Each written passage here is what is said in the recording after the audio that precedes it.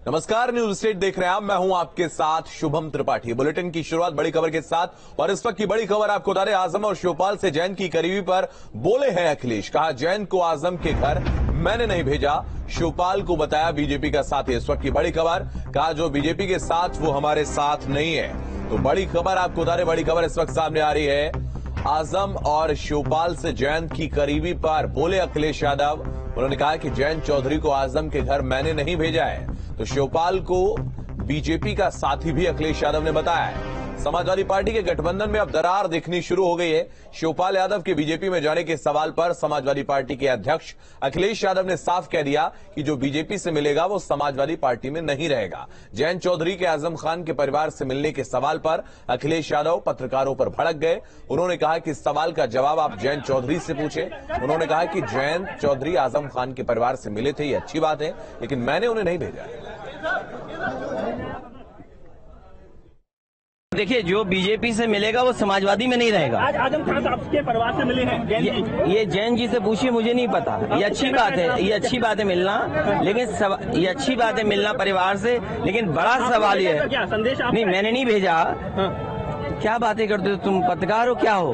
बेईमान हो क्या? बेईमान है आप? नहीं, बेईमान हो क्या? मैं बिल्कुल ईमानदार। हाँ, तो बहुत शरीफ।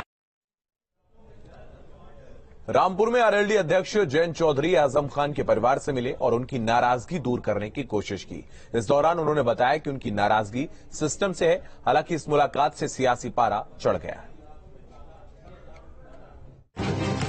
रामपुर में आरएलडी अध्यक्ष जैन चौधरी आजम खां के घर पहुंचे। उन्होंने आजम खां की पत्नी डॉक्टर तंजीम फातिमा और बेटे अब्दुल्ला आजम से मुलाकात की। इस दौरान दोनों के बीच पार्टी से नाराजगी को लेकर बातचीत हुई। जैन चौधरी ने बताया कि उनकी नाराजगी सिस्टम से उसे दूर करने की कोशिश की जाएगी।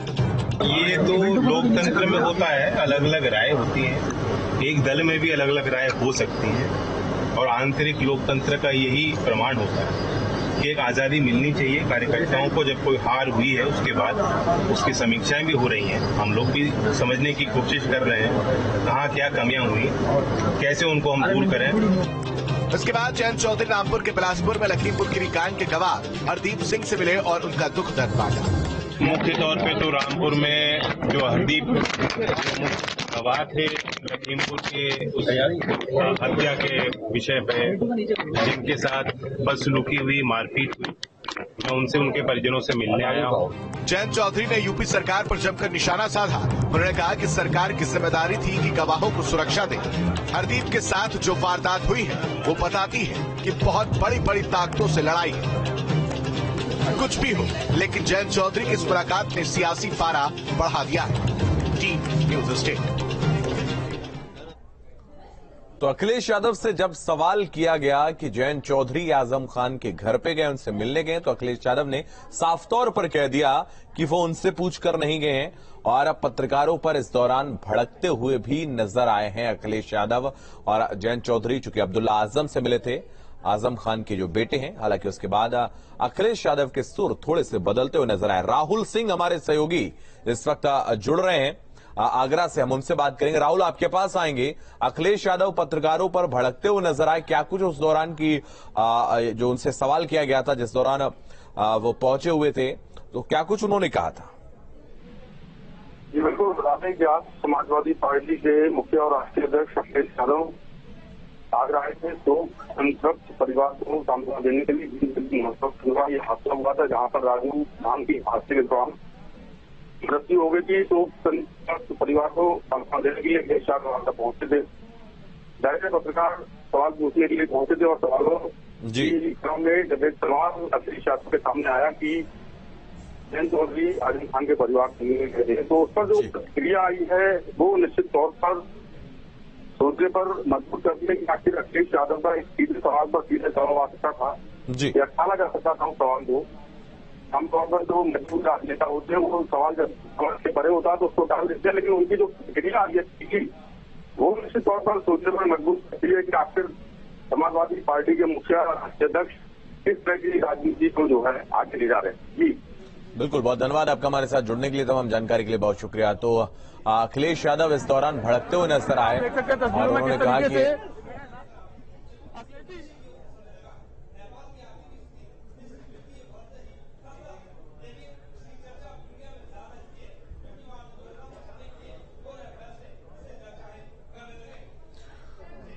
तो एक बड़ी खबर आपको बता दें, रामपुर से इस वक्त की बड़ी खबर। आरएलडी में भी मुश्किलें अब बढ़ती चली जा रही हैं, नेताओं की नाराजगी बढ़ रही है। आरएलडी अल्पसंख्यक सेल के राष्ट्रीय सचिव का इस्तीफा हुआ है। तारिक परवेज ने इस्तीफा दिया है लोकदल से। मुस्लिमों की अनदेखी का आरोप उन्होंने लगाया है। तो इस वक्त की बड़ी खबर रामपुर से आपको बता दें, राष्ट्रीय लोकदल में अब मुश्किलें बढ़ती चली जा रही हैं। नेताओं की नाराजगी का जो सिलसिला है वो बढ़ता चला जा रहा है। राष्ट्रीय लोकदल अल्पसंख्यक सेल के नेता तारिक परवेज ने इस्तीफा दे दिया है, लोकदल से इस्तीफा दे दिया है और तमाम आरोप उन्होंने जयंत चौधरी पर लगाए। उन्होंने कहा कि मुस्लिमों की अनदेखी इस दौरान की जा रही है और ये आरोप उन्होंने जयंत चौधरी पर लगाया है। तो राष्ट्रीय सचिव का इस्तीफा हो गया है। आरएलडी अल्पसंख्यक सेल के अध्यक्ष थे तारिक परवेज, जिन्होंने इस्तीफा दे दिया और मुसलमानों की अनदेखी का आरोप लगाया। लखनऊ में सीएम योगी के सामने ग्राम्य विकास सेक्टर, धर्मार्थ कार्य, पर्यटन और संस्कृति विभागों की कार्य योजना का प्रेजेंटेशन हुआ और 100 दिन के एजेंडे पर चर्चा हुई। मथुरा के बरसाना और प्रयागराज में झूसी से त्रिवेणी पुष्प तक अब रोपवे बनेगा। साथ ही लखनऊ और प्रयागराज में भी हेली टूरिज्म की सेवा शुरू हो सकती है।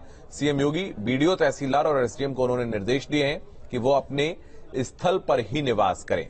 मनरेगा से हर जिले में 2 हाईटेक नर्सरी की स्थापना होगी। 100 दिनों में नदियों का पुनरुद्धार किया जाए और अगले 2 साल में खेल मैदान का निर्माण किया जाए। 30,000 तालाबों के पुनरुद्धार का लक्ष्य लेकर काम करें, ऐसा कहा है। ग्राम विकास से प्रदेश विकास, प्रदेश विकास से देश का विकास और विशेष तौर से महिला सशक्तिकरण और गरीब के जीवन में खुशहाली लाने का एक बहुत बड़ा विषय। और इस बात के लिए मुझे कहने में कोई संकोच नहीं है कि पूरे देश के अंदर ग्राम विकास विभाग ने उत्तर प्रदेश में अभिनव प्रयोग किए हैं और अनेक राष्ट्रीय पुरस्कार उसके प्राप्त भी किए हैं। और माननीय प्रधानमंत्री जी ने भी कई कार्यक्रमों में जब शामिल हुए तो इस बात की सराहना की। कई विभागों के प्रेजेंटेशन हुए, उसमें 100 दिन की कार्य योजना, 6 महीने की, 1 साल की, 2 साल की, 5 साल की, सब बताई जाती है। विभाग के बारे में जानकारी मिल जाती है पूरी कि कहाँ पे खड़ा है, 5 साल की उपलब्धियां हमारी क्या हैं। एक बहुत उपयोगी प्रेजेंटेशन चल रहे हैं, लोगों के सुझाव भी आते हैं और मैं समझता हूं कि ये बहुत बड़ा सार्थक होगा हमारे आगे के चलाने के लिए। सूबे में मुखिया की सख्ती का असर सभी जिलों में देखने को मिल रहा है। अफसर और कर्मचारियों को सीएम बार बार हिदायत दे रहे हैं और अब तो सुधर जाओ नहीं तो एक्शन कड़ा होगा। देखिए मेरठ से रिपोर्ट। सीएम योगी एक्शन में हैं तो इधर इसका असर सूबे के कई जिलों में दिखने लगा है। मेरठ में विकास प्राधिकरण में एमडीए की बैठक में पहुंचे मंडल कमिश्नर सुरेंद्र सिंह ने अफसरों के साथ बैठक की, लेकिन उससे पहले का नजारा आप तस्वीरों में देख सकते हैं। दफ्तर में अफरा तफरी मची है, कोई कुछ नहीं समझ पा रहा क्या किया जाए। कर्मचारियों के तोते उड़े हैं, कहीं कोई सीट से नदारत दिखा तो कोई लेट पहुंचा। कमिश्नर ने शिकायती रजिस्टर भी देखा, जिसको संज्ञान लेने में ही कर्मचारियों और अधिकारियों ने देर कर दी थी। कमिश्नर ने बैठक लेकर कई अधिकारियों कर्मचारियों पर विभागीय कार्रवाई के निर्देश दिए और प्राधिकरण के वीसी को सख्ती बरतने की हिदायत दे डाली। अभिषेक शर्मा के साथ team news state. Loud speaker विवाद को लेकर यूपी की योगी सरकार के फैसले का साधु संतों और मुस्लिम पक्षकारों ने स्वागत किया है और माना है कि इससे ध्वनि प्रदूषण तो होता ही है, साथ ही आम जन को भी परेशानी का सामना करना पड़ता है।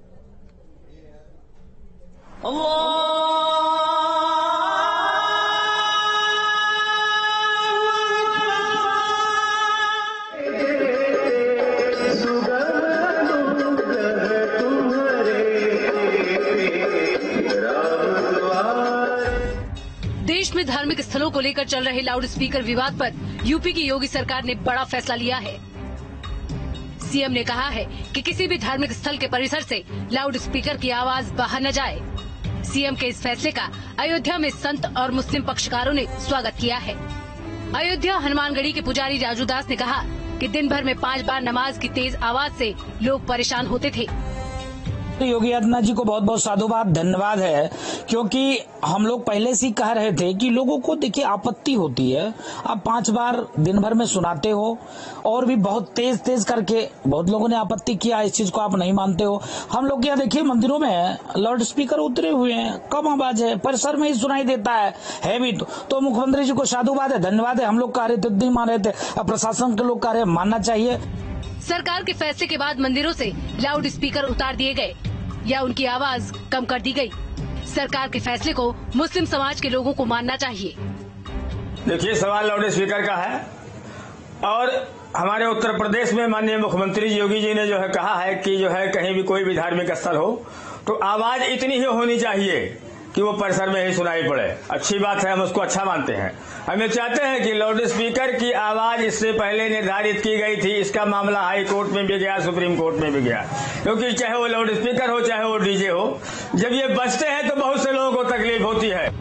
रामलला के प्रधान पुजारी आचार्य सत्येंद्र दास ने कहा कि लाउड स्पीकर को लेकर इस समय बयानबाजी का दौर तेज है, लेकिन सीएम योगी का आदेश सराहनीय है। बात कहा है हमारे मुख्यमंत्री जी ने, क्योंकि इस प्रकार जो आज विवाद चल रहा है वह तेज ध्वनि से अजान करना, तेज ध्वनि से लाउड स्पीकर बोलना और तेज ध्वनि से जो भाषा बोली जा रही है वह अनुकूल नहीं है, सबको परेशानी होती है। इसलिए वह परिसर के क्षेत्र में ही वह आवाज आवे, बाहर न जाए, जिससे कि किसी को कोई कठिनाई उससे नहीं होगी। लाउड स्पीकर मस्जिद पर हो या फिर मंदिर पर, किसी को भी इससे परेशानी नहीं होनी चाहिए। इस बात का सभी धर्मों को ध्यान रखना चाहिए। ज्यादा तेज आवाज से ध्वनि प्रदूषण तो होता ही है, आम लोगों को भी परेशानी का सामना करना पड़ता है। भूपेंद्र सिंह के साथ टीम न्यूज स्टेट। यूपी में बाबा का बुलडोजर एक्शन में है। अपराधी माफियाओं के खिलाफ बुलडोजर लगातार गरज रहा है। हम आपको बांदा, हमीरपुर, सहारनपुर और अमरोहा की तस्वीरें दिखा रहे हैं। इन चारों जगहों पर अवैध कब्जे पर जमकर बुलडोजर चला है और अवैध कब्जे को हटाया गया है। बांदा में नरैनी तहसील के तहत 2 नामजद गैंगस्टर के अपराधियों के अवैध मकानों पर आज बुलडोजर चला है और उनके अवैध मकानों को गिरा दिया गया। हमीरपुर के शातिर अपराधी माफिया के घर योगी का बुलडोजर गरजा है। कुरारा थाना क्षेत्र के अंतर्गत पतारा गांव निवासी माफिया रोहित यादव और 2 दर्जन से अधिक लूट, हत्या, डकैती जैसे गंभीर मामले दर्ज हैं। सहारनपुर में दिल्ली रोड स्थित पार्श्वनाथ सिटी में बाबा का बुलडोजर चला। इसके बाद अमरोहा के नौगावा सादात में अवैध कब्जों पर प्रशासन का बुलडोजर चला।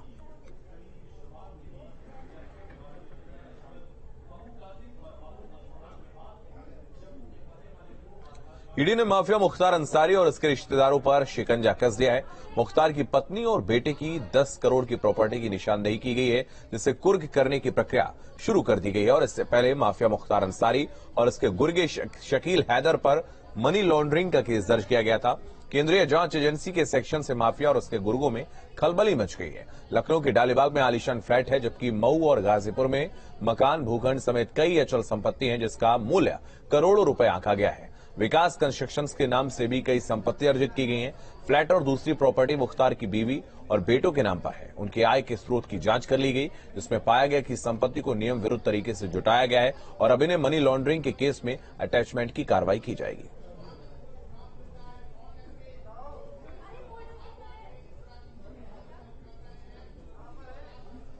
बरेली में गाड़ी में टक्कर लगने से गुस्साए बीजेपी नेता ने युवक को गोली मार दी। गोली युवक के पेट में लगी है, जिसकी गंभीर हालत में निजी अस्पताल में भर्ती करवाया गया है। पुलिस ने आरोपी को हिरासत में ले लिया है। पुलिस ने फायरिंग करने वाली पिस्टल भी बरामद कर ली।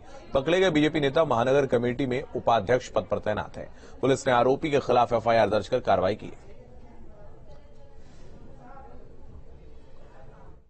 एक 4 पहिया वाहन और एक 2 पहिया वाहन में कुछ टक्कर लग गई थी और इसी बात को लेकर दोनों पक्षों में विवाद हुआ और मौके पर जो 4 पहिया वाहन में एक व्यक्ति थे, उनके द्वारा अपनी लाइसेंसी बंदूक से फायर किया गया। जो मोटरसाइकिल सवार एक व्यक्ति है, उसके कमर में गोली लगी थी और जिनको एक निजी चिकित्सालय में भर्ती कराया गया, जिसके बाद वहां से उनको रेफर किया गया दूसरे हॉस्पिटल में।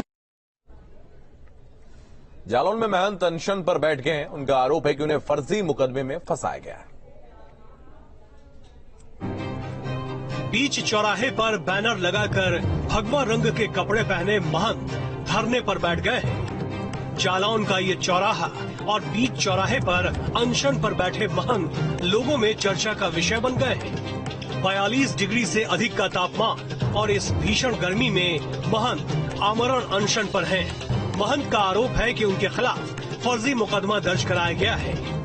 महंत का दावा है कि वो तब तक अनशन से नहीं उठेंगे जब तक प्रशासन के अधिकारियों पर एक्शन नहीं लिया जाता। महंत पर आरोप है कि उन्होंने बीते 16 अप्रैल को हनुमान जन्मोत्सव के मौके पर अजान के दौरान लाउड स्पीकर लगाकर हनुमान चालीसा का पाठ पढ़ा, जिसके बाद प्रशासन ने उन पर कार्रवाई की है। Team news state. जौनपुर में महिला चोर को तालिबानी सजा देने का वीडियो तेजी से वायरल हो रहा है। वीडियो सरपथा थाना क्षेत्र के उपाध्यायपुर गांव का बताया जा रहा है, जिसमें ग्रामीणों ने महिला चोर को पेड़ से बांध रखा है। वहीं जानकारी के बाद मौके पर पहुंची पुलिस ने महिला को गिरफ्तार करके जेल भेज दिया।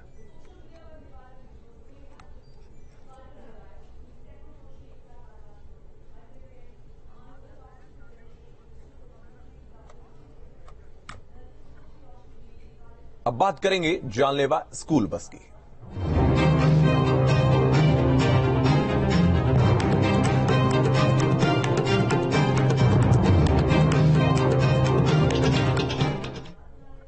गाजियाबाद में आज एक बच्चा स्कूल के लिए घर से बस से निकला, लेकिन स्कूल नहीं पहुंच सका। रास्ते में खंबे से सिर टकराने के कारण उसकी मौत हो गई।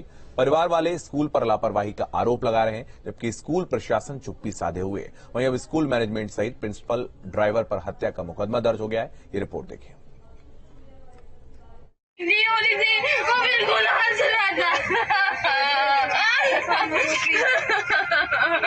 पूरा सर फटा हुआ है मैम, उसका इस साइड से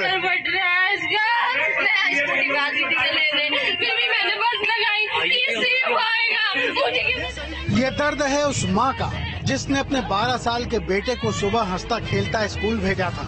उसे क्या मालूम था कि उसके जिगर का टुकड़ा फिर लौट कर नहीं आएगा। तीसरी क्लास में पढ़ने वाला 12 साल का अनुराग नेहरा स्कूल पहुंच पाता, उससे पहले ही वो हादसे का शिकार हो गया। स्कूल वालों के मुताबिक बच्चे ने उल्टी करने के लिए खिड़की से सिर निकाला था, जिससे वो खंबे से टकरा गया और ज्यादा खून बहने से उसकी मौत हो गई।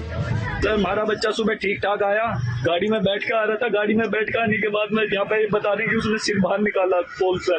उसको वोमिटिंग बता रहे थे, ऐसा कुछ नहीं है, ठीक ठाक था लड़का, और सिर्फ पोल से टकराया उसका। ये जीवन हॉस्पिटल लेके गए, जीवन हॉस्पिटल में कुछ नहीं बताया इन्होंने, हम लोगों को ऐसी परेशान कर रहे। बेटे की मौत से गमजदा परिवार स्कूल वालों पर लापरवाही का आरोप लगा रहा है। इस मामले में स्कूल प्रशासन सामने आने से कतरा रहा है। मौके से बस का ड्राइवर भी फरार है, जिसकी तलाश पुलिस कर रही है। पुलिस 2 लोगों को हिरासत में लेकर इस मामले में पूछताछ कर रही है। ये आज सूचना मिली थी सुबह कि एक बच्चा है जो 5वीं का छात्र है, बस स्कूल बस में बैठा हुआ था, तो किसी भी कारण से उसके हेड इंजरी हुई। बस किसी में टकराई, तो उसके बाद से हेड इंजरी के बाद से उसका अधिक रक्त बह जाने के कारण उसको अस्पताल ले जाया गया, तो वहाँ पर उसकी मृत्यु हो गई। तो इसमें जो ड्राइवर है उसको हम लोग लगे हुए हैं तलाश करने के लिए, और अन्य जो भी लोग थे, कुछ लोगों को इसमें मामले में हिरासत में लिया गया, उनसे पूछताछ की जा रही। तो इस बुलेटिन में फिलहाल इतना ही। आप लगातार बने रहिए न्यूज स्टेट के साथ।